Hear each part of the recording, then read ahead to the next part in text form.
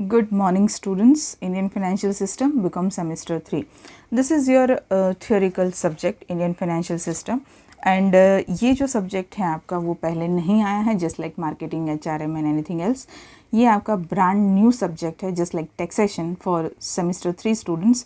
और ये जो भारतीय नाणय की व्यवस्था है वो काफ़ी टेक्निकल सब्जेक्ट है. हियर आप अपनी मर्जी का, जैसे हम लिख देते हैं मार्केटिंग में कुछ भी कंपनी रिलेटेड, या ये यहाँ पर आप कुछ भी नहीं ले सकते. यहाँ पर आपको वही लिखना है जो आरबीआई कहती है, जो सेबी कहता है, जो इरडा कहता है, जो मनी मार्केट कैपिटल मार्केट के इंस्ट्रूमेंट कहते हैं, जो कमर्शियल बैंक्स के रूल्स हैं, जो शेड्यूल्स बैंक के रूल हैं. तो here you have to write down the same thing. हाँ, इसीलिए इस पर्टिकुलर सब्जेक्ट में बहुत ज़रूरी है कि आप अपने कंटेंट को, आपके सिलेबस को क्लासीफाई करें, क्योंकि सिलेबस लेंदी है. आपके चारों चैप्टर आइडियली देखा जाए तो it requires a good time. Okay, तो लास्ट मोमेंट पे पढ़ने वाला सीन नहीं है. जब आप 70 मार्क्स के क्वेश्चन पेपर की बात करें तब तो बिल्कुल नहीं. ओके, सो मैं आपको यहाँ पर एक्सप्लेन कर रही हूँ सिलेबस, यानी कि आपके कंटेंट्स. मैंने आपके चारों यूनिट को इस तरह से 1, 2, 3, 4 4 सेक्शन में डिवाइड कर दिया है. तो ये जो 4 सेक्शन आपको पहले दिख रहे हैं, that is actually your chapter, your unit. So unit 1, 2, 3, 4. So let me tell you first of all कि आपके यूनिट कौन कौन से हैं. तो unit 1 is overview of Indian financial system. आपको पूरी भारतीय नाणा की व्यवस्था के बारे में बताया जाएगा. विहंगावलोकन यानी कि ओवरव्यू आपको कहा जाएगा. ये जो फर्स्ट चैप्टर है वो एक्चुअली तो टोटल ऑफ बाकी के 3 चैप्टर हैं, या फिर मैं ये कहूँ कि आप पहले बाकी के 3 चैप्टर करेंगे तो आपका फर्स्ट चैप्टर का काफ़ी हिस्सा अपने आप हो जाएगा.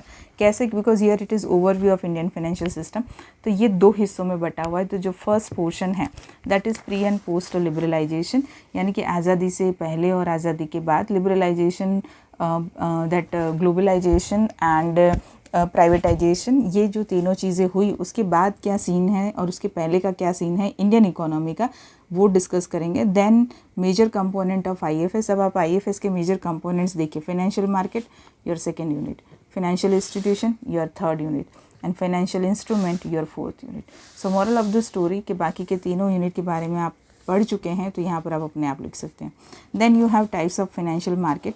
किस तरह के मार्केट होते हैं? तो जनरली मार्केट को हम 2 ही हिस्सों में डिवाइड करते हैं, चाहे कोई भी मार्केट हो. Here we are talking about financial market. So 1 is organise and second is unorganise. Organise जो प्रॉपर सिस्टम थ्रू चलता है, गवर्नेंस थ्रू चलता है. अनऑर्गेनाइज जो ऐसे ही चलता है. फंक्शन ऑफ आईएफएस, आईएफएस के काम क्या है. रोल ऑफ आईएफएस, आईएफएस की भूमिका क्या है.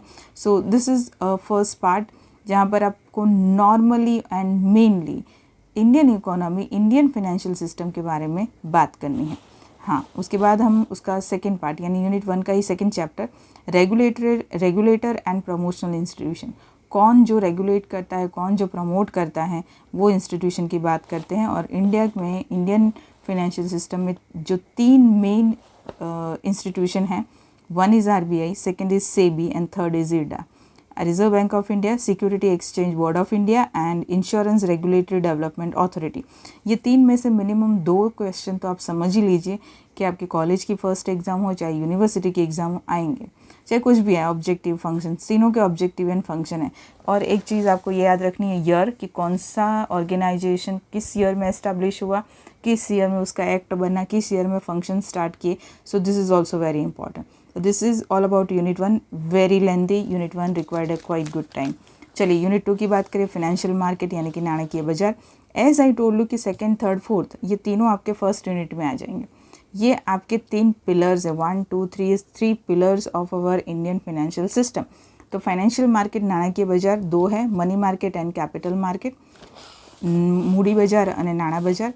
दोनों में ही आपको क्या लर्न करना है. तो मनी मार्केट जब आएगा तो उसमें आपको उसके ऑब्जेक्टिव, फंक्शन और मेनली उसके इंस्ट्रूमेंट, दोनों के ही आपको क्या लर्न करने हैं. इंस्ट्रूमेंट, कौन कौन से इंस्ट्रूमेंट है, कौन कौन से साधन हैं जो इन दोनों मार्केट में चलते हैं. तो कैपिटल मार्केट 2 हिस्सों में बचा है, प्राइमरी एंड सेकेंडरी. जब हम प्राइमरी मार्केट की बात करें तो उसमें फंक्शंस, फिर प्राइमरी मार्केट में right shares, bonus shares, book building, private placement, ये सब पढ़ना पड़ेगा. सेकेंडरी मार्केट में मीनिंग, फंक्शन, और उसके बाद हमको सेकेंडरी मार्केट में पढ़ने पड़ेंगे स्टॉक एक्सचेंजेस. भारत में 2 main, BSc and NSC, Bombay stock exchange and NSC, national stock exchange. Okay, ये आपका सेकेंड यूनिट हुआ. अब बात करते हैं थर्ड यूनिट की, which is another pillar of financial system and that is financial institution, नाणकीय संस्थाओं. This is market, this is संस्था, institution and this is instrument. कौन कौन से साधन होते हैं उसमें? तो इंस्टीट्यूशन में कमर्शियल बैंक आएंगे, नॉन कमर्शियल फाइनेंस कंपनीज आएगी एंड म्यूचुअल फंड आएंगे। ये तीन आपके मेन नाणकीय એટલે કે फाइनेंशियल इंस्टीट्यूशन हैं।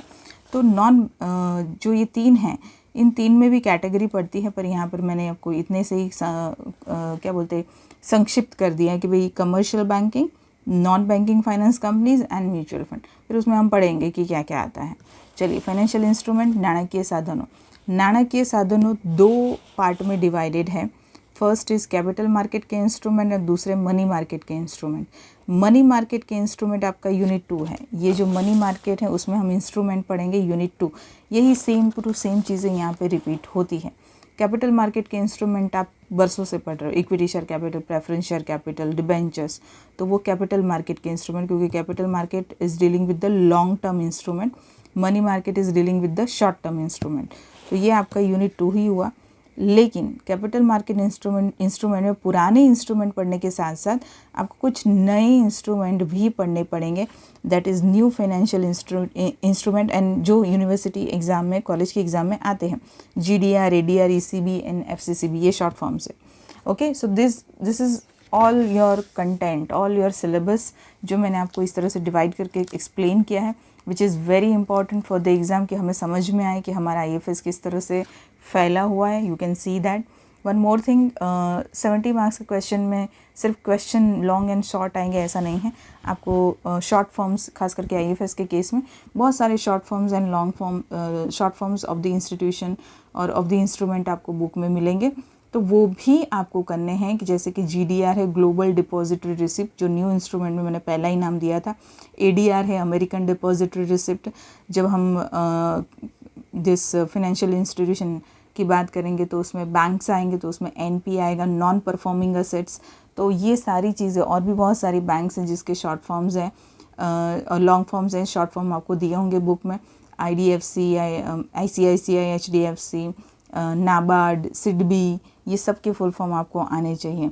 I will make one video जिसमें मैं सारे शॉर्ट फॉर्म्स और उसके सामने उसके लॉन्ग फॉर्म्स दे दूंगी, जो आपके एग्ज़ाम के लिए बहुत इंपॉर्टेंट है। So I hope student you will understand what is your syllabus और आपको किस तरह से तैयारी करनी है। इम्पॉर्टेंट है दोनों ही बच्चों के लिए, पहले वाले बच्चे जो शुरू से तैयारी करते हैं और जो एक रोड मैप चाहते हैं कि किस तरह से करें, उनके लिए this is the best thing. दूसरे वाले बच्चे जो लास्ट मोमेंट पे रेडी होते हैं, तो उनको भी पता होना चाहिए कि हमारे पास जो सब्जेक्ट है उसमें क्या है। So I hope you like the video. मिलते हैं नेक्स्ट वीडियो में पढ़ाई के साथ। Bye students.